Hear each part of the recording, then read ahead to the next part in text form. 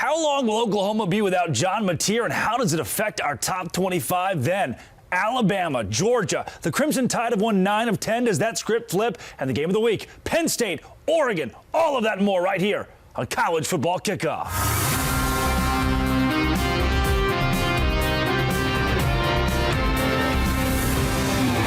Welcome back to Fire TV's College Football Kickoff, presented by Coca-Cola. I'm your host, Drake Toll from Locked On Big 12 and the Savannah Bananas organization, and we're coming in hot from the heart of college football country in Dallas, Texas. On set with me, two legends, 22-time Coach of the Year Gary Patterson, and former Tar Heel and Dallas Cowboy Jesse Holley, and even a special guest appearance on today's show, the Hall of Famer Mack Brown. We'll catch up with him in a couple of minutes. Every week throughout the season, we'll be right here breaking down the matchups, the moments, the madness with expert analysis from across the nation. Look for new episodes every Thursday on your Fire TV and Echo Show devices. This is your all-access pass to the weekend ahead in college football. So let's kick it off. First and foremost, Jesse, we are with the newest Hall of Famer, the TCU Hall of Fame inductee, Coach Gary Patterson. Thank you. Congratulations, Coach. That's big, man. It's pretty awesome, man. We're sitting around royalty right now. Look, it is one of the many accolades that are to come, and one of many that have already come for Coach Patterson. It's an honor for both of us to sit at the desk next to you and talk college football with one of the legends of the game, one of the legends of the Horned Frogs. We both wanted to say thank you for the knowledge that you bring this show every single week, and congratulations. Well, thank you. I appreciate it. Once again. Let's start it off with our rankings report this week on College Football Kickoff. Jesse, last week it was Coach's #1 team, the LSU Tigers. They fall to 4 in the AP poll. Miami jumps up to 2. Do the Hurricanes deserve it after beating Florida? Yeah, they do. They look really well, man. A physical brand of football that Miami Hurricanes are playing right now. They look to be the team to beat in the country. And when Miami football is good, college football is good. Yeah, Coach, let's look at your top 5 to this point in the season. Like I said, LSU at #1 last week. How does it look this week? Well, I agree with Jesse. I put Miami. I moved them up to the top. I told you it would be fluid. LSU still played. Somebody got after it. Georgia, Ohio State, and Penn State all were kind of down, but you've got Penn State playing Oregon, you got Ohio State going to Washington, and then you got Georgia and Alabama. So I think there's going to be some movement here. Yeah, we'll learn a lot about LSU as well against Ole Miss. Last week you called them your lookers. I personally like it better than lurkers. Lurkers, that's a 10-cent word. Can you give me this week's lurkers, Coach? Okay. Well, the lurkers are Oregon, Florida State, A&M, and Ole Miss. And, you know, because of the injury report, I had to kind of move OU out of it. But I think time will tell. They have a good football team. Yeah, John Mateer out for Oklahoma. Before we get into that, Texas A&M, currently the best strength of schedule of any undefeated team in the country. So, Coach, I completely agree. They should be in the conversation for the college football playoff up there. John Mateer, OU. Jesse, they were a quarterback away last year. That's how they felt. This year they got their quarterback, and now for the next few weeks, they're without their quarterback. Yeah, and that's a devastating blow to this Oklahoma football team. And, you know, Coach, as you know, not having your starting quarterback, no one plans for the backup. But the one thing that the Oklahoma Sooners do have going for themselves right now, they have a terrifying defense. And so Brent Venables and that Oklahoma Sooner football team has to rely on that defense to carry them for the next couple of weeks, and hopefully that they can get back John Mateer sooner rather than later. Yeah, that defense was incredible against Auburn last weekend. Let's check in on who is in and who is out. Coach, we'll say goodbye to Utah. They dropped completely out of the rankings this week, as well as Auburn. But one of the notes I have about the Utes, Illinois got blown out by Indiana, got to stay in the top 25. Utah got blown out by Texas Tech, and we had to say goodbye to them. No, if you were going to throw one out, I would have thrown both of them out because both of them had a pretty big loss the way it looked, and so that's just the way I've done it.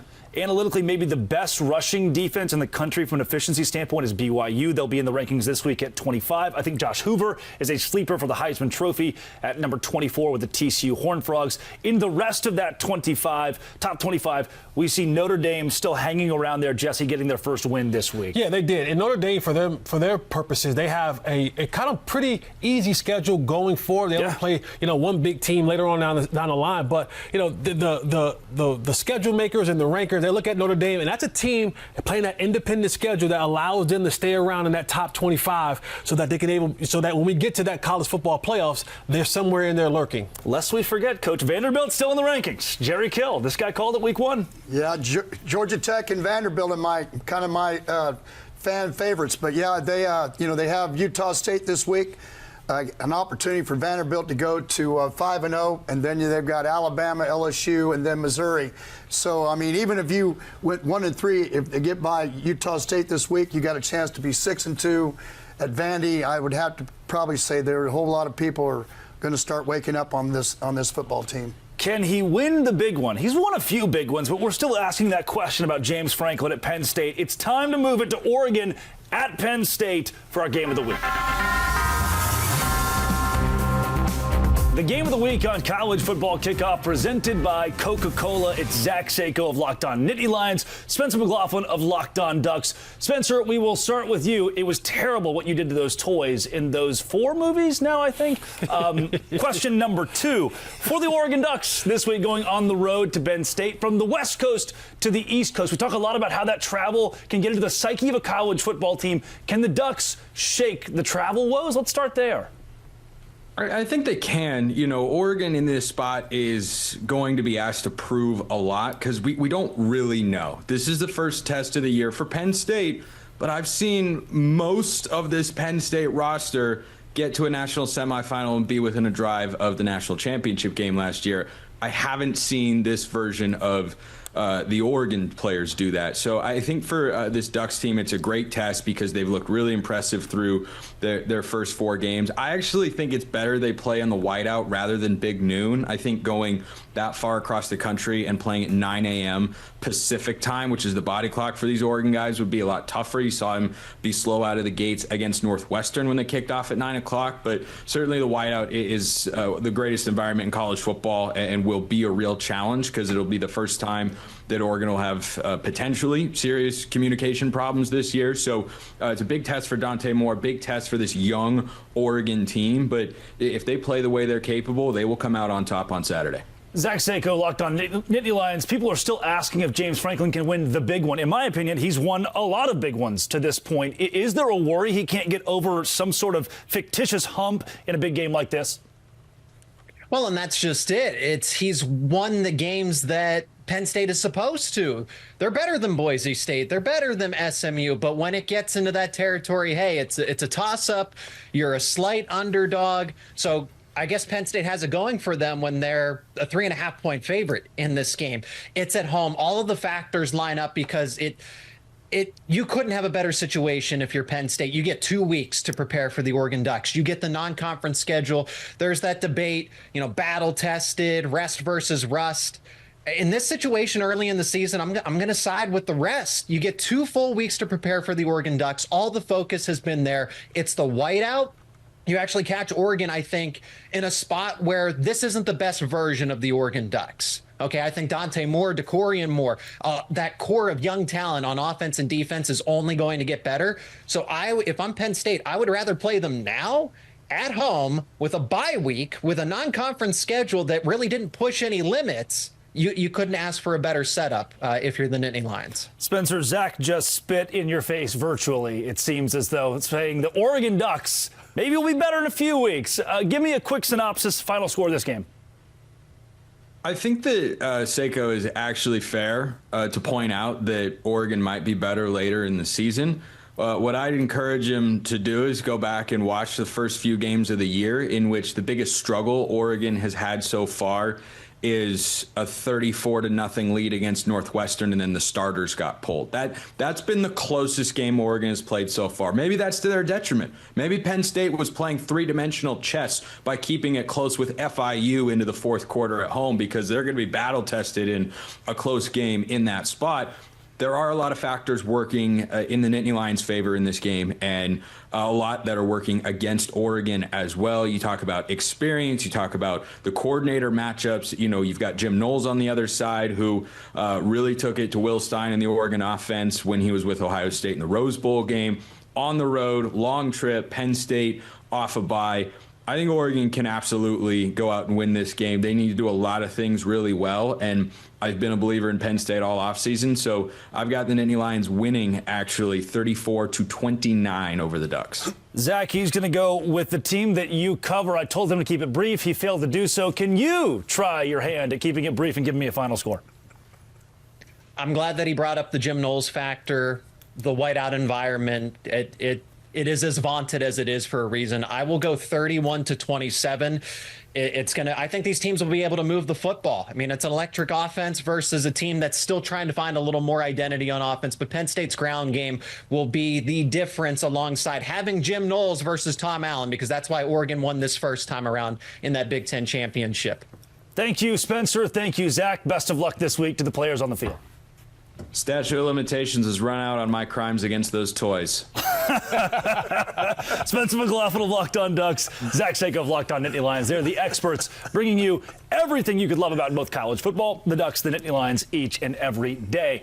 Being a passionate fan is hard work. All the pomp and circumstance makes you work up a thirst. Fan work is thirsty work. Enjoy a refreshing Coca-Cola.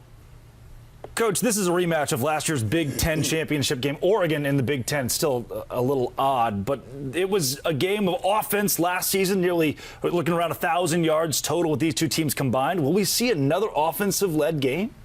Well, they talked earlier about the Jim Knowles effect. It'll be interesting because he really had Oregon's number a year ago.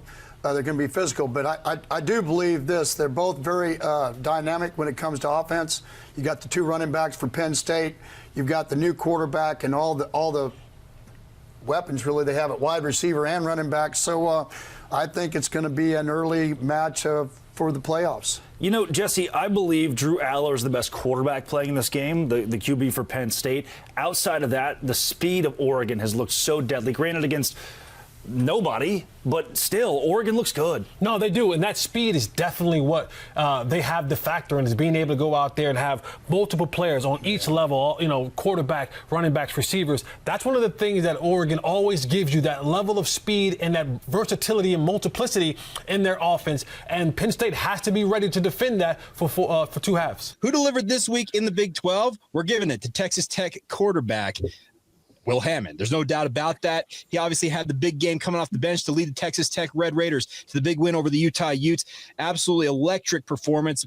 Big 12 player and freshman of the week. And if you've been watching week after week, Texas Tech looks like they're the class of the Big 12. They are absolutely on a streak. And just like Will Hammond delivered for Texas Tech, DoorDash delivers on your Saturdays with DoorDash streaks. Every Saturday you order, you can stack it up all season long and save up to $250, including $100 in DoorDash credits. Order this Saturday. Keep the streak alive. Fuel your game day only with DoorDash. Terms apply. The promo period runs through 11/18. Today's show is also brought to you by our friends over at FanDuel. The NFL season is here. It's time to get in on the action. They have a can't-miss offer for you as a new customer. You bet just $5, and if your bet wins, you get $300 in bonus bets to use across the app.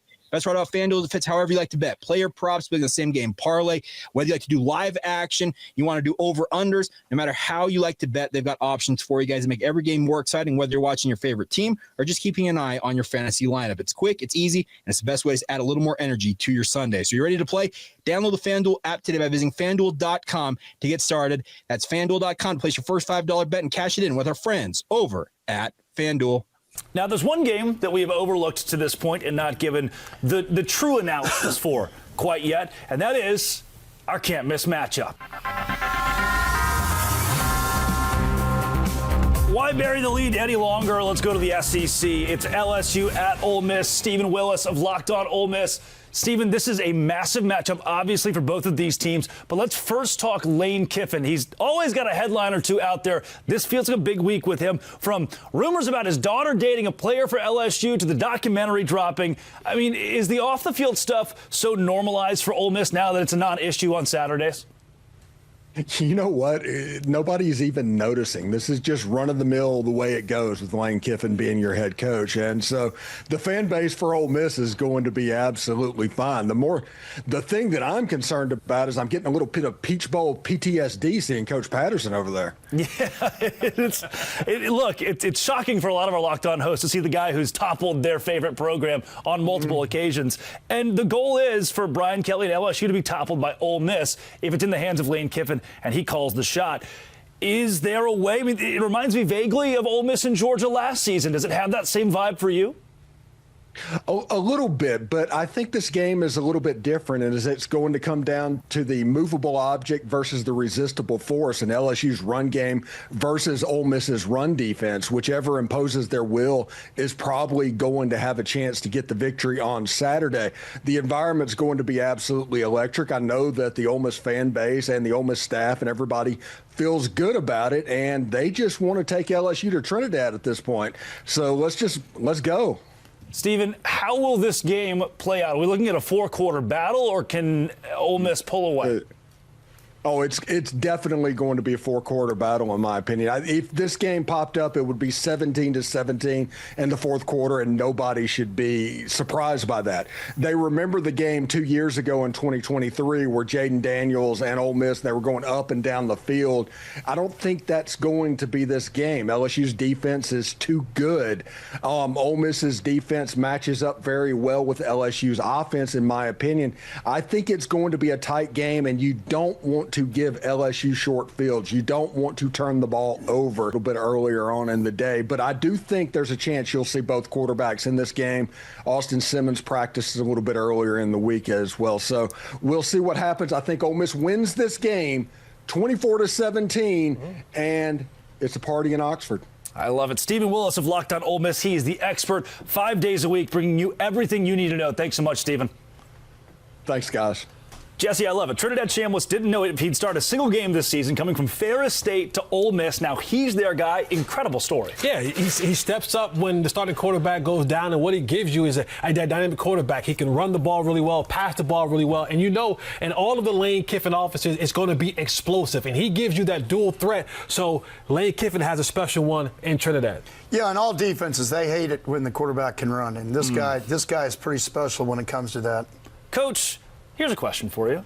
The Lane Kiffin pomp and circumstance of the week. He seems like that one coach that can get away with it. That when the storyline and the headlines about him, his guys still show up and play. He still shows up and coaches to a level there's no distraction. How has he pulled off something that I'm not sure we've seen to this level anywhere in college football? You know, there's just some people. There's some ADs, or you and I, we can say things and people will get mad about it. And then you have a friend that he can say it, and they just kind of go, "Oh, that's him saying it." Yeah. Well, that's Lane Kiffin. He's had that personality to where he's a very smart football coach. He's won everywhere he's went, and now he's in a situation where all this stuff comes up. And you heard him talk about, hey, it just Ole Miss people have just got used to it. Yeah. It's just kind of like it's a sideshow. Yeah, it's just Lane. That's a great way to say it. I also heard him bring up Gary Patterson. Think of nightmares. There you go, guys. Good little nod to Coach here. This has been Jesse's favorite segment every single week. I'm sure it will not disappoint this week. Let's take you to our lock of the day. Thanks, Drake. Looking forward to another big week of college football. And now it's time for our lock of the week. Open it, open it, open it. Lee has the key to the lock of the day. Texas A&M sits at 3-0 on the season after beating Notre Dame 2 weeks ago. Auburn tried to bounce back after their loss to Oklahoma last week. Lee, the Aggies favored at home against the Tigers. What do you like?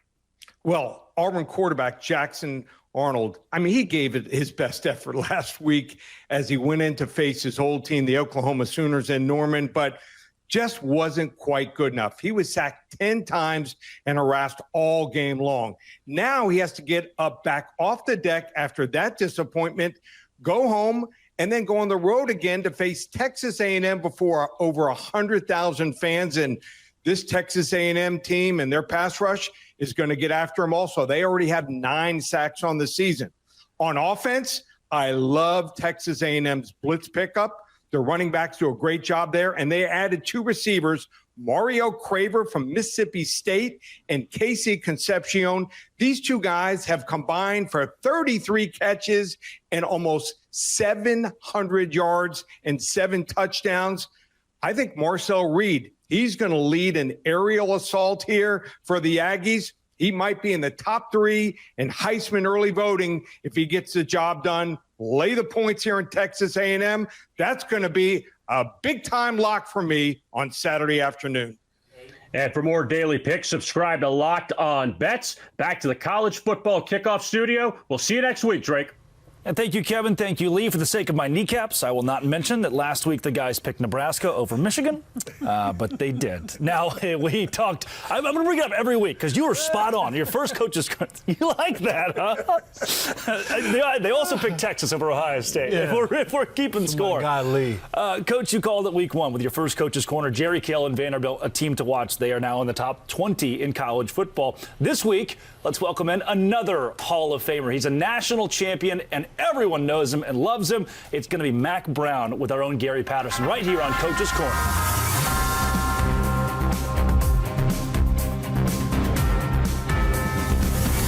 Well, my friend, Coach Brown, thanks so much for being on the show. You know, this is a privilege for us, so we really appreciate you taking the time to be a part of us.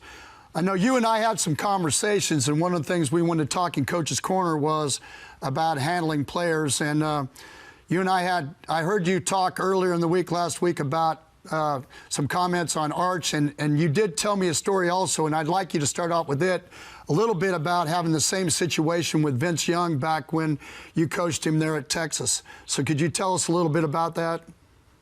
Yes, Gary.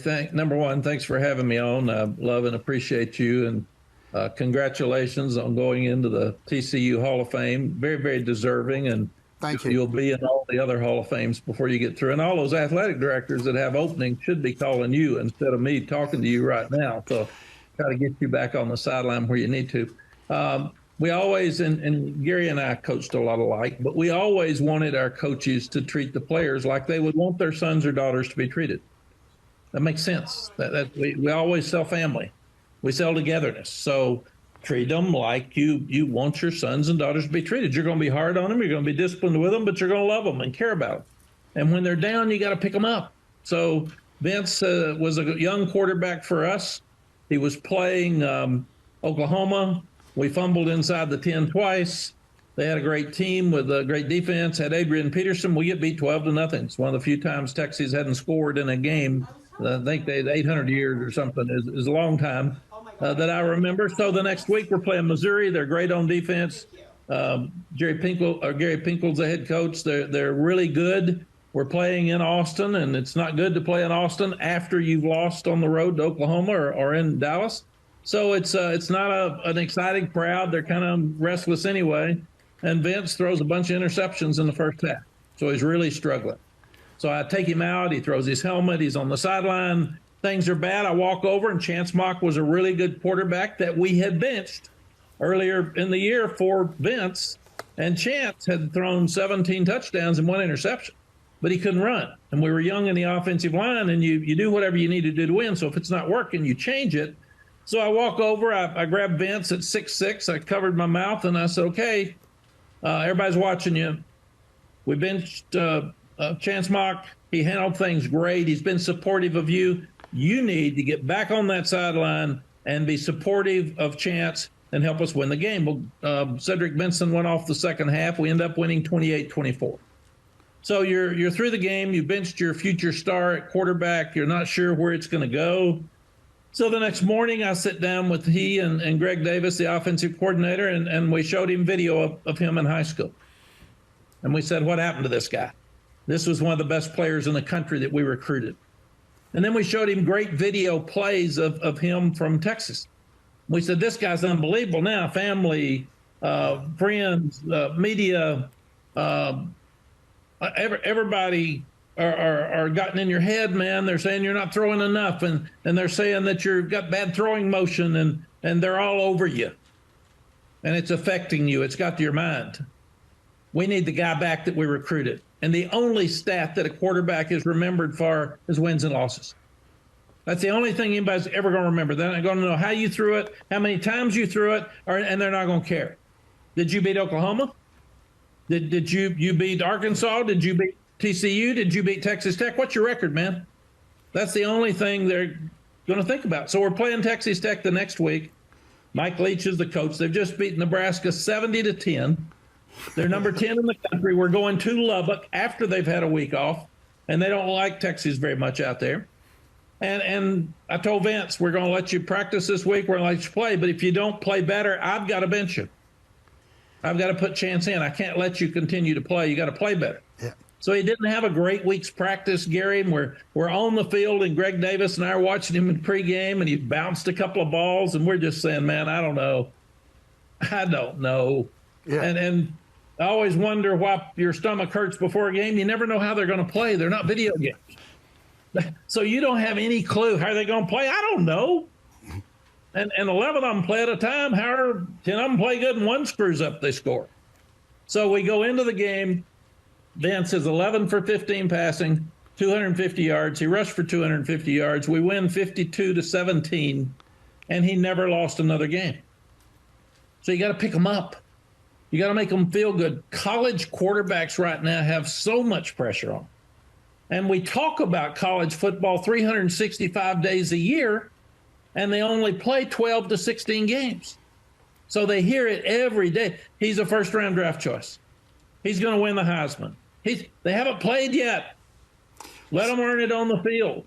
And that's what Arch is doing. He had a great game against Sam Houston last weekend at Sam Houston, but that was the team that was out there. And he completed 11 passes in a row. He's second in the country in number of touchdowns with 15, 9 passing and 5 rushing. He made some really hard throws that are impressive that will help him. Yeah. But the Texas fans, I'm so proud of them. 100 plus showed up. They were all positive. They were all into it. They didn't come to see Sam Houston. They came to see Texas. They came to pick up Arch, and now Texas has won 17 out of the last 18 games at home. And we got to pick these guys up. We're putting with NIL's added pressure. These are not pro football players. We say they are because we're paying them, but they're still 20-year-olds. They're still 18-year-olds. Would you say, Coach, because you know his granddad, Archie, and then also know his uncles and his dad and everyone. It's that also added a little bit of pressure to the whole situation too, because he wants to be able to make them proud and do all of it. And I thought what you said when I listened to it and what you just said right now was perfect. Just hey, let him slowly move in. I know it's Texas and they want to win a national title, but the only way they're going to do that is if they have great quarterback play. So how do you find a way to do that? So. Yeah, it is what it is. I always said that it's not pressure at Texas, it's pride.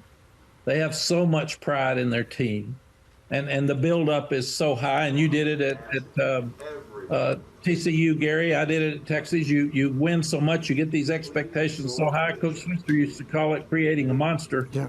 And he said you can't keep that monster fed, man. Well, he said it's going out the back end faster than you can feed it in the front end, and I think that really happens at a lot of these jobs. Well, we agree. And, Coach, as always, it's time. We could talk to you for an hour, but we sure appreciate you coming on the show and talking about both Vince and Arch. And we wish you the best. And thank you, my friend, for your friendship and all the things you did for me. We'll see you. Thank you, Gary. And thank you guys for having me on. And I love you talking about college football. What a game. Thank you. Coach. Today's show is brought to you by our friends over at Mazda, moving the game forward. For those who believe it's not just about playing the game, it's about redefining it. These are the moments that do more than put points on the board. They move crowds, move culture, and keep moving the game forward. This week, the moment is, well, Will Hammond coming off the bench for the Texas Tech Red Raiders as he came off the bench to score 21 unanswered as Texas Tech beat the Utah Utes 34-10. It was an absolutely electric moment, and as such, he won a number of awards: Big 12 Player of the Week, Big 12 Freshman of the Week, and he very well may have Wally pipped his way to the starting job in Lubbock. When you move what follows you, the unexpected is only the beginning. And just like there's more to every highlight, there's more to every Mazda vehicle. Check it out with our friends over at Mazda. We like to say, move and be moved. Coach, first and foremost, big thank you to you for bringing Mack Brown on. That was special. Yeah, it's as you listened. I mean, the guy he's golden. So much knowledge. He cared so much for kids. Won so many football games. Won a national championship, and he always helped me. I can tell you this: as a young head coach, I would call him and ask him about things, and he was always great to me. Let's segue that into our topic of the week. Mack Brown's segue out of North Carolina last year into Bill Belichick was a massive offseason storyline, and coaching struggles this year have been huge, even this week in the papers, if they still print those. Mike Gundy being fired at Oklahoma State will not finish the season. Coach, we'll peel back the curtain a little bit. You and I had an hour-long drive last week, and I asked you about Mike Gundy. You know, what it's like to go through a spell where the university has maybe lost faith in a coach, or the administration is not giving the proper tools and infrastructure for the coach to succeed. Now, this week, Mike Gundy at Oklahoma State, after a 2-decade run, no longer the head coach. Well, yeah, you know, him and in two different situations, both him and Dabo Swinney. Number one, they both won a lot of football games. Two, they've set a very high standard for their fan base. And so what happens is, and Mike was, I think, it was the same amount of years that I was the head coach at TCU, 21 years, and, you know, they decide to part ways. And what people need to understand is it's not so much about the coach. You know, there's 30 or 40 families that are part of your of your whole office, and so the head coach is going to be fine. But, you know, I just say this. I do believe, you know, it just comes with the territory as far as what we have to get accomplished as head coaches. And at some point in time, sometimes they just want to hear somebody else talk. But I do believe this. I think, and I look at it now 3 years later after with everything that went down with TCU, is that I think both the coach has to look back and say, what could I do different? And the other thing that you do is I think the university has to take a deep dive into what do we have to do to make sure that we can get this going. Because usually when you win as many games as Mike Gundy did, and all of a sudden it's not going well, okay, then it's just not usually the head coach. So my advice would be to Oklahoma State is they're going to have to be able to look. And my advice to Dabo Swinney is you're a good football coach, you're a great leader of men, and you've got to make sure that you know that you do that even when things aren't going well. And there's a couple things when you look at that and you break that down. One, it's you either evolve or you die. And one of the things that those two coaches in particular, Dabo Swinney and Mike Gundy, when it comes to the NIL and when it comes to the transfer portal, these are two guys who kind of really pushed against that, right? And then from a fan base, you know, Coach talked about having, you know, 30 or 40 coaches and all that, and not to be insensitive. Yeah. Fans don't care. They don't care about any of that. All they care about, what do we open the show with? The rankings. Are you winning football games? Yeah. Are you competing in the national championship? Are you putting your team on the map? What you did yesterday doesn't pay the bills today a lot of times, right? And so a lot of football fans are, what have you done for me lately? And so these particular coaches, yes, they've had a high expectation, set a high standard. But as of today, your football team's not winning, and that voice sometimes gets a little bit stale to not only your university and your players, but really stale to your fan base. Now, when it becomes stale in Mike Gundy's situation, to the administration, obviously, as they parted ways with him this week, to me, at some level, I feel like Mike Gundy could be walking into a better situation outside of Oklahoma State. With the administration, the fan base, maybe the team around you has lost trust in the head coach. I'd much rather be somewhere on a beach with a Busch Light in my hand or another university coach that wants to support me as the leader of a football program. Well, I think also what happened to Coach Gundy was saying with me, he still had, if you look on the social media, there are still a lot of players, a lot of fans that are still sad that it happened the way it did. But at the end of the day, you know, he knows he can coach. He's done it for a long time.